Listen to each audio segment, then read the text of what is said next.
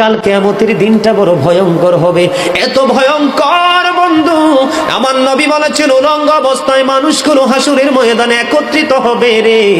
ও বন্ধু, প্রত্যেকের কবর থেকে ওই হাসুরের ময়দানটা কমপক্ষে 50,000 বছরের রাস্তা হবে রে বন্ধু। এই জন্য নবী যখন মেরাজের রজনীতে বোরাক দেখেছিল, আমার নবীকে আল্লাহ দাওয়াত দিয়েছে, বোরাক দেখে আমার নবী এত ক্রন্দন করেছিল, মনে হয়েছিল যেন আমার নবীর চক্ষু মুবারক দুইটা ঝর্ণা হয়ে গেছে। এই যুবক, কাল কিয়ামতের দিন ঘাম এত ঘামবে রে, কেউ মাজা পর্যন্ত, কেউ নাভি পর্যন্ত, কেউ বা আবার পুরো শরীর বন্ধু ঘামের নিচে ডুবে থাকবে, আবার মাথার মগজ টকবক টকবক করে উতরাইতে থাকবে রে। আল্লাহ বলেছেন লা ইয়ামুতু, people will not die that day, সেদিন মানুষ আর মরতে পারবে না।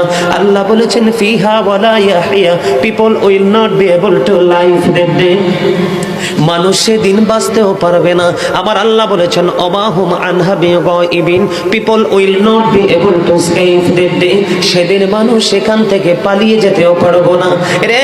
দুর্গাপুরের যুবক, হাদিস শরীফের মধ্যে এসেছে কাল কিয়ামতের দিন আল্লাহর আরশের ছায়া ছাড়া কোনো ছায়া থাকবে না।